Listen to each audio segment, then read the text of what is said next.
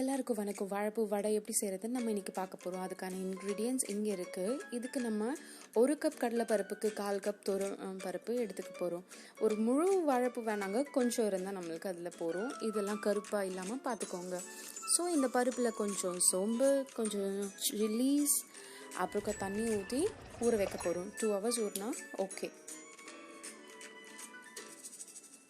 இது எப்படி கட் பண்ணுறதுன்னு நம்ம இப்போ பார்க்க போகிறோங்க. அதில் அந்த ஸ்டிக்மான்ற அந்த நிரம்பையும் அந்த டிரான்ஸ்பரண்ட் பவுச்சையும் நம்ம தூக்கி போட்டுடணும்.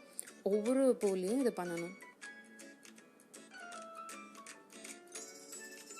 சின்ன சின்னதாக கட் பண்ணுங்க. பெருசாக இருந்தால் வடை தட்டும் போது கஷ்டமாக இருக்கும். பசங்க சாப்பிடும் போது வாயில் மாட்டிக்கும். 2 மணி நேரம் கழித்து நல்லா உப்பி இருக்கு இல்லையா? இது தண்ணியே இல்லாமல் நல்லா கொரப்பாக அரைச்சிக்கோங்க. சால்ட்டும் பெருங்காயம் தூளும் போட்டு அரைங்க.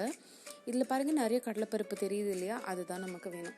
கொஞ்சம் கருவேப்பிலை இலை, கொஞ்சம் இஞ்சி, கொஞ்சம் க்ரீன் சில்லிஸ். இப்போ இந்த வாழைப்பூவை அது கூட சேர்த்து நல்லா மிக்ஸ் பண்ணுங்கள். பிடிக்கும் போது பிடிக்கிற கன்சிஸ்டன்சி வரணும்.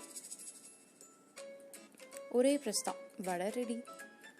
சூடான ஆயிலில் போட்டு கோல்டன் கலர் வரும்போது பொரிச்சு எடுத்துருங்க. இது ரொம்ப நேரம் ஆனாலும் ரொம்ப கிறிஸ்பியாக இருக்கும். உள்ளே சாஃப்டாக வேணும்னா சீக்கிரமாக எடுத்துடலாம். எஸ், குழந்தைங்களுக்கு வேணும்னா பூவையும் சேர்த்து அரைச்சி கொடுத்துருங்க. தேங்க்யூ.